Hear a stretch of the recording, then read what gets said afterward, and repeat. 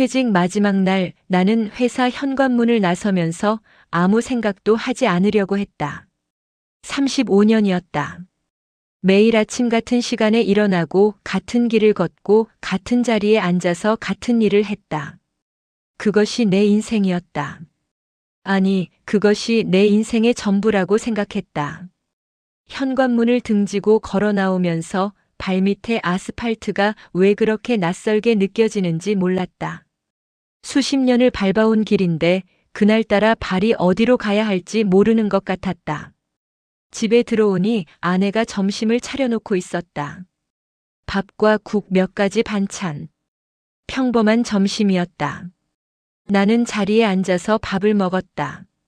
아내는 부엌에서 설거지를 하고 있었다. 그 소리를 들으면서 나는 이상한 공허감을 느꼈다. 아무것도 잘못된 것이 없었다. 밥도 맛있었고 집도 따뜻했고 아내도 옆에 있었다. 그런데 무언가가 정확히 무엇인지는 모르겠지만 빠져나간 것 같은 느낌이었다. 첫 한 달은 그냥 쉬었다. 아니, 쉰 것이 아니라 멍하니 있었다는 표현이 더 맞겠다. 텔레비전을 켜놓고 화면을 보는 것인지 보지 않는 것인지 모르게 앉아 있었다. 아침에 일어나도 갈 곳이 없었다. 오후가 되어도 갈 곳이 없었다. 저녁이 되면 아내가 밥을 차려줬고 나는 먹었다. 그것이 하루의 전부였다. 아내는 그런 나를 보면서 뭔가 말을 하고 싶어 하는 것 같았는데 아무 말도 하지 않았다. 나 역시 아무 말도 하지 않았다. 우리는 같은 집에 살면서 하루 세 끼를 같이 먹고 밤에 같은 방에서 잠을 자면서도 서로 할 말이 없었다. 그것이 이상한 일인지 아닌지를 그때는 생각해 보지 않았다. 그냥 그런 것이라고 여겼다. 오래 살다 보면 그렇게 된다고. 2달이 지나면서 몸이 이상해지기 시작했다. 자고 일어나도 피곤했다. 무릎이 아팠다. 손목이 저렸다. 병원에 가니 의사가 이것저것 이야기해 줬는데 결국 핵심은 오래 앉아 있어서 생긴 것들이라고 했다. 몸을 움직이라고 했다. 나는 고개를 끄덕이고 집에 돌아왔다. 그리고 다시 소파에 앉았다. 아들이 주말에 가끔 들른다. 며느리와 손자를 데리고 온다. 오면 밥을 같이 먹고 조금 이야기를 나누다가 돌아간다. 나는 그 시간을 좋아했다. 아이가 뛰어다니는 소리가 집안을 채우는 것이 좋았다. 그런데 그들이 돌아가고 나면 그 빈자리가 전보다 더 크게 느껴졌다. 있을 때보다 없을 때가 더 조용해지는 그 낙차가 갈수록 견디기 어려웠다. 어느 주말 아들 가족이 다녀가고 나서 나는 혼자 거실에 앉아 있었다. 해가 서쪽으로 기울면서 거실 바닥에 길고 옅은 그림자가 드리워졌다. 아내는 안방에서 무언가를 하고 있었다. 집안은 조용했다. 그 조용함 속에서 나는 문득 생각했다. 나는 지금 무엇을 하고 있는 것인가? 35년 동안 회사를 위해 살았다. 그 전에는 부모님을 위해 살았다. 그 이후에는 아내와 아이들을 위해 살았다. 나 자신을 위해 무언가를 한 기억이 아무리 생각해도 잘 떠오르지 않았다. 좋아하는 것이 무엇인지 하고 싶은 것이 무엇인지 나는 알고 있는가? 그 질문이 갑자기 낯설고 무겁게 느껴졌다. 나와 비슷한 나이의 남자들을 생각해봤다.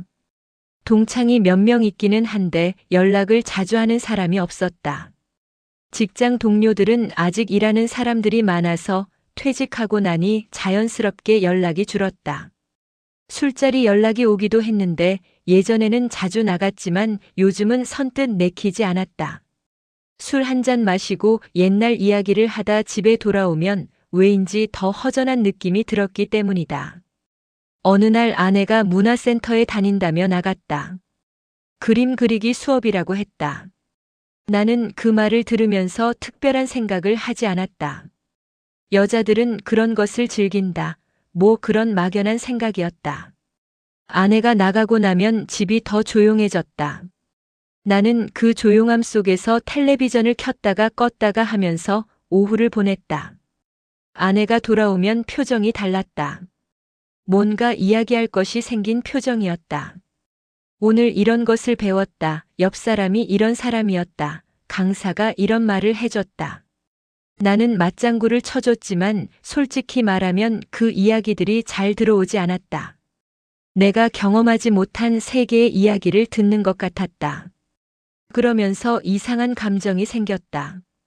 질투라고 하기엔 이상하고 부러움이라고 하기엔 민망하고 아내에게 뭔가가 생겼는데 나에게는 아무것도 없다는 것이 조금씩 마음에 걸리기 시작했다. 그해 겨울 몸이 많이 나빠졌다. 건강검진을 받으러 갔더니 혈압이 높고 혈당도 경계라고 했다. 운동을 하라고 식단을 조절하라고 스트레스를 줄이라고 했다. 스트레스를 줄이라는 말이 이상하게 마음에 걸렸다. 나는 무슨 스트레스를 받고 있는 것인가? 아무것도 안 하고 있는데. 그런데 가만히 생각해 보니 아무것도 하지 않는 것이 오히려 스트레스였던 것 같다. 하루 종일 목적 없이 앉아 있는 것, 갈 곳도 없고 할 것도 없는 것, 만날 사람도 없는 것. 그것이 몸에 쌓이고 있었던 것인지도 모른다. 병원에서 돌아오는 길에 나는 버스를 타지 않고 걸었다.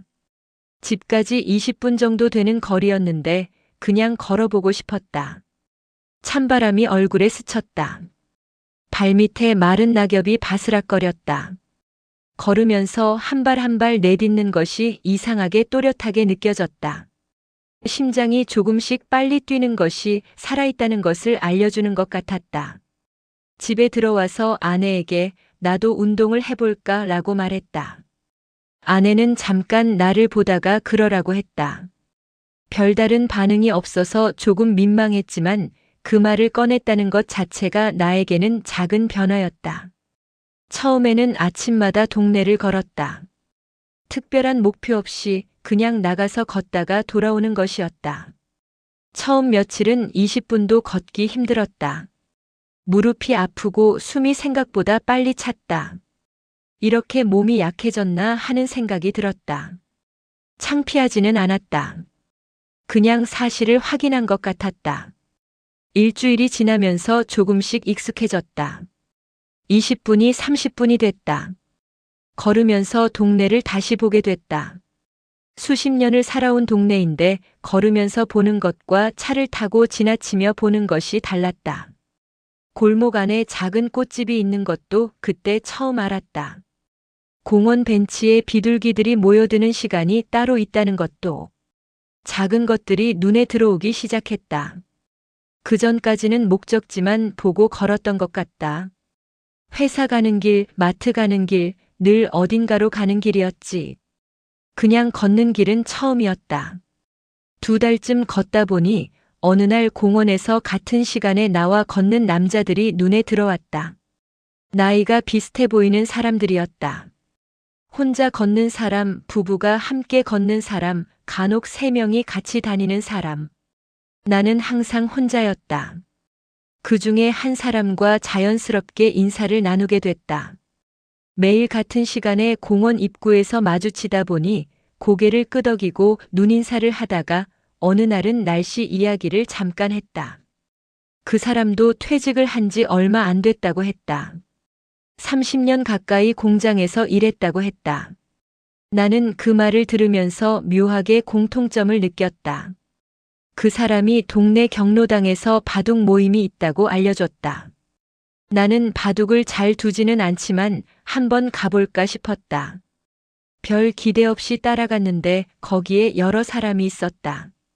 바둑 두는 사람도 있고 그냥 앉아서 이야기 나누는 사람도 있었다. 처음에는 낯설었다. 남자들이 이런데 모여서 뭘 한다는 게 어색하게 느껴지기도 했다.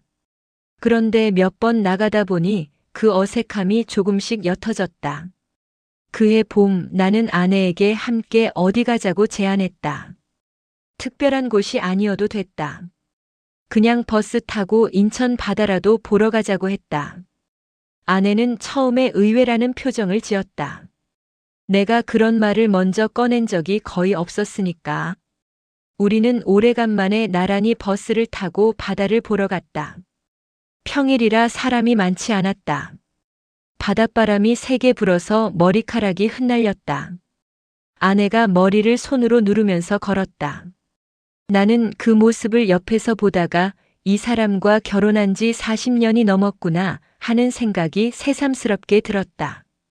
오래 알고 지낸 사람인데 언제부터인가 잘 모르는 사람처럼 되어 있었다. 같은 집에 살면서도, 밥을 같이 먹으면서도, 그게 이상한 일인지 이런 경우가 많은 건지 모르겠다. 다만 그날 바닷바람 속에서 나란히 걷는 것이 오래전에 잃어버렸다고 생각한 무언가를 조금 찾은 것 같은 기분이었다. 바둑 모임에서 알게 된 사람 중에 나보다 5살 위인 사람이 있었다. 그 사람은 퇴직한 지 10년이 넘었다고 했다. 등산을 좋아해서 일주일에 2번은 산에 간다고 했다. 나는 그 말을 들으면서 저 사람은 어떻게 저렇게 단단해 보이는가 하는 생각을 했다. 어느 날 용기를 내서 따라가도 되겠냐고 물었다. 그 사람은 가뿐히 괜찮다고 했다. 다음 주 수요일에 가까운 산에 가는데 같이 가자고 했다. 나는 집에 돌아와서 등산화가 있나 찾아봤다. 오래전에 어디선가 받은 등산화가 창고 구석에 있었다. 먼지를 털고 신어봤다. 발에 잘 맞았다. 그날 밤 오래간만에 뭔가 기다려지는 것이 생겼다. 별것 아닌 것인데 다음 주 수요일이 기다려졌다. 그 감각이 얼마나 오래된 것인지 생각해보니 기억이 잘 나지 않을 만큼 오래됐다. 산에 처음 올라가던 날을 아직도 기억한다. 가파른 구간에서 숨이 턱까지 차올랐다. 발이 무거웠다. 옆에서 그 사람은 꾸준히 걷고 있었고 나는 자꾸 뒤처졌다. 창피하다는 생각이 들었다가 그냥 내 속도로 가면 된다는 생각이 들었다가 왔다 갔다 했다. 정상에 오르지는 못했다. 중간 지점쯤에서 잠깐 쉬었다가 내려왔다. 그런데 내려오면서 이상하게 기분이 나쁘지 않았다. 오히려 뭔가 시원한 것 같았다.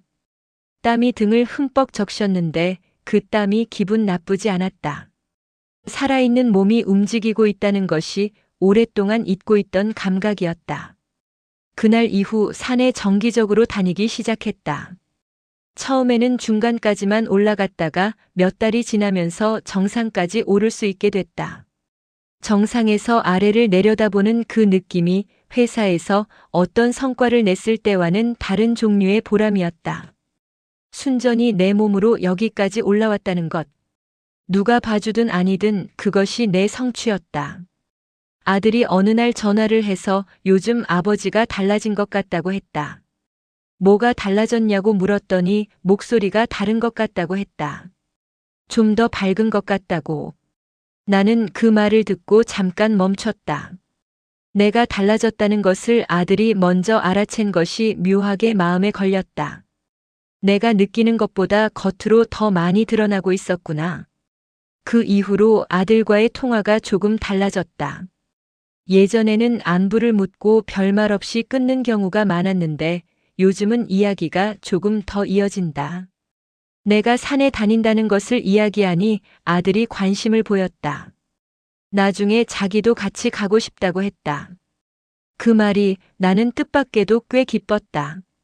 아버지로서 아들에게 뭔가를 가르쳐 줄 수 있는 시간이 있을 것이라는 생각은 솔직히 퇴직하면서 이미 다 끝난 줄 알았다. 아이가 다 컸고 내가 가르쳐 줄 것은 다 가르쳐 준 것 같았으니까. 그런데 산에 같이 가자는 이야기에서 다시 뭔가가 이어지는 것 같은 느낌을 받았다. 어느 날은 혼자 서점에 들어갔다. 특별히 살 책이 있어서가 아니었다. 그냥 들어갔다. 이것저것 보다가 건강에 관한 책 한 권을 집었다. 식단, 운동, 수면에 대한 내용이었다. 그 책을 읽으면서 내가 평생 내 몸에 얼마나 신경을 쓰지 않았는지를 느꼈다. 회사 다닐 때는 회사 건강검진 때 한 번 받는 것 말고는 몸이 아파도 그냥 참고 일하는 경우가 많았다. 피곤해도 참고 아파도 참고 그것이 남자답다는 것인 줄 알았다. 그런데 지금 와서 보면 참는 것이 남자다운 것이 아니라 그냥 내 몸을 함부로 대했던 것이었다. 책을 사서 집에 돌아왔다. 저녁을 먹고 나서 혼자 읽었다. 아내가 뭘 읽냐고 물었다. 건강책이라고 했더니 아내가 살짝 웃었다. 그 웃음이 비웃는 것은 아니었지만 뭔가 의외라는 표정이 섞여 있었다. 나는 그 표정을 보면서 내가 그동안 어떤 남자로 살아왔는지를 새삼 생각했다. 밥 먹는 것도 조금씩 달라졌다. 아내가 차려주는 대로 먹기만 하던 것에서 채소를 더 먹으려고 노력했다. 짜게 먹는 버릇을 조금씩 줄였다. 저녁에 식혜 대신 물을 마셨다. 별것 아닌 것들이었지만 그 작은 것들을 스스로 선택한다는 것이 처음에는 낯설었다. 내 건강을 내가 챙긴다는 것이 70이 가까운 나이에 새롭게 느껴지다니. 아내와 저녁을 먹으면서 이야기를 더 많이 하게 됐다. 내가 오늘 어디를 걸었다는 것, 산에서 무엇을 봤다는 것, 바둑 모임에서 누구를 만났다는 것. 별 대단한 이야기가 아니었지만 아내가 들어줬다. 나도 아내가 문화센터에서 배우는 그림 이야기를 들으려고 노력했다. 예전에는 흘려듣던 이야기들이 조금씩 귀에 들어오기 시작했다. 어느 가을날 공원을 걷다가 벤치에 앉아서 하늘을 올려다봤다. 파란 하늘에 흰 구름이 천천히 흐르고 있었다. 그것을 보면서 내가 마지막으로 이렇게 하늘을 올려다본 게 언제였는지 생각해봤다. 기억이 나지 않았다. 수십 년을 살면서 하늘을 올려다볼 여유가 없었던 것인지 아니면 올려다볼 생각 자체를 하지 않았던 것인지 70이 다 되어서야 하늘을 보는 사람이 됐다는 것이 조금 씁쓸하기도 하고 조금 다행이기도 했다. 너무 늦은 것 같기도 하고 그래도 아직 이렇게 볼 수 있다는 것이 다행인 것 같기도 했다. 사람이 살아가면서 언제 바뀌어야 하는지는 정해진 것이 없다는 생각을 했다. 30에 바뀌어야 하고 50에 바뀌어야 하는 것이 아니라 바뀌어야겠다는 생각이 드는 순간이 그 사람에게는 바뀔 때인 것이다. 나에게는 그것이 70에 가까운 이 시점이었고 그것이 늦은 것도 이른 것도 아닌 그냥 내 시점이었다. 손자가 명절에 왔다가 돌아가기 전에 나한테 할아버지 요즘 젊어진 것 같다고 했다. 초등학생 아이의 말이라 그냥 흘려들을 수도 있었는데 그 말이 이상하게 마음에 남았다. 젊어진 것 같다. 나는 젊어진 것이 아니라 어쩌면 오래전에 잃어버린 나를 조금씩 찾고 있는 것인지도 모른다. 평생 일하는 사람으로 살았다. 책임을 다하는 사람으로 살았다. 그것이 잘못된 것은 아니었다. 그러나 그 과정에서 내가 좋아하는 것이 무엇인지, 내가 원하는 것이 무엇인지를 묻지 않았다. 묻지 않아도 되는 줄 알았다. 남자는 그런 것을 묻지 않는 법이라고 누가 가르쳐 준 것도 아닌데 그렇게 알고 있었다. 그 생각이 어디서 온 것인지는 모르겠다. 아버지한테서 받는지 사회가 그렇게 만든 것인지 아니면 그냥 내가 그렇게 살기로 선택한 것인지. 이유는 모르겠지만 그 결과가 지금 이 나이에 내가 나를 처음 알아가는 것이라는 사실은 알겠다. 요즘 아침에 일어나면 제일 먼저 창문을 연다. 바깥 공기가 들어오는 것이 좋다. 계절마다 공기 냄새가 다르다는 것을 이 나이가 되어서야 알았다. 봄 아침에는 촉촉하고 흙 냄새가 조금 섞인 공기가, 여름엔 뜨겁고 풀 냄새 나는 공기가, 가을엔 건조하고 어딘가 쓸쓸한 공기가, 겨울 아침엔 차갑고 투명한 공기가. 그것들을 느끼는 것이 이제 하루의 시작이 됐다. 걷는 것도 계속하고 있다. 산도 계속 가고 있다. 바둑 모임도 빠지지 않으려고 한다. 완벽하게 달라진 것은 아니다. 여전히 무릎이 아픈 날이 있고 몸이 무거운 날이 있고 사람이 귀찮은 날이 있다. 그런 날은 그냥 집에서 쉰다. 그것도 괜찮다. 억지로 나가야 하는 것이 아니라 나가고 싶어서 나가는 것이니까. 아내가 어느 날 문화센터에서 그린 그림을 보여줬다. 꽃 그림이었다. 솔직히 말하면 그림이 뛰어나다는 생각은 하지 않았다. 하지만 아내가 그것을 그리면서 어떤 시간을 보냈는지는 조금 느껴졌다. 색을 골라서 칠하고 선을 긋고 몇 시간을 거기에 집중했을 것이다. 그 집중이 아내에게 어떤 의미였을지. 나는 그 그림이 좋다고 했다. 처음으로 진심으로 그렇게 말했다. 아내가 잠깐 나를 보더니 고맙다고 했다. 그 짧은 말 속에 오랫동안 내가 해주지 않았던 것이 담겨 있는 것 같았다. 관심. 그냥 관심. 우리가 젊었을 때 어쩌면 나는 표현이 더 있었던 것 같다. 나이가 들면서 그것이 무뎌진 것인지 아니면 바빠서 잊어버린 것인지. 어쨌든 그것을 다시 꺼내는 것이 부끄럽거나 어색한 것이 아닌 그냥 자연스러운 일이 되면 좋겠다. 70이 가까운 나이에 내가 배운 것이 있다면 나를 돌보는 것이 이기적인 것이 아니라는 것이다. 평생 그렇게 생각해왔다. 내가 원하는 것을 먼저 생각하는 것은 이기적인 것이고 가족을 위해 나를 희생하는 것이 옳은 것이라고. 그런데 실제로는 내가 지쳐 있을 때 가족에게 좋은 사람이 되기 어려웠다. 내가 텅 빈 상태로 있을 때 옆 사람에게 무언가를 줄 수가 없었다. 나를 먼저 채우는 것이 오히려 가족에게 더 잘할 수 있는 길이었던 것이다. 걷고 산에 오르고 사람을 만나고 좋아하는 것을 찾고 내 몸을 돌보는 것. 그것이 나만을 위한 것이 아니라 결국 내 곁에 있는 사람들을 위한 것이기도 하다는 것. 그 생각을 하는데 70년 가까이 걸렸다. 느린 것인지 모르겠다. 그런데 깨달음이 빠를 필요는 없는 것 같다. 깨달은 다음부터 다르게 살면 되는 것이니까. 오늘 아침에도 창문을 열었다. 찬 바람이 들어왔다. 겨울이 오고 있다. 내일은 산에 가는 날이다. 모레는 바둑 모임이 있다. 주말에는 아들 가족이 온다고 했다. 손자 녀석을 보면 함께 공원이라도 한 바퀴 걸어야겠다. 별 대단한 계획이 아니다. 그냥 이 정도다. 그런데 그 이 정도가 이전과 다르게 느껴진다. 기다려지는 것이 생겼다. 오늘 하루에 나를 위한 것이 담겨 있다. 그것으로 충분하다. 지금은 그것으로 충분하다.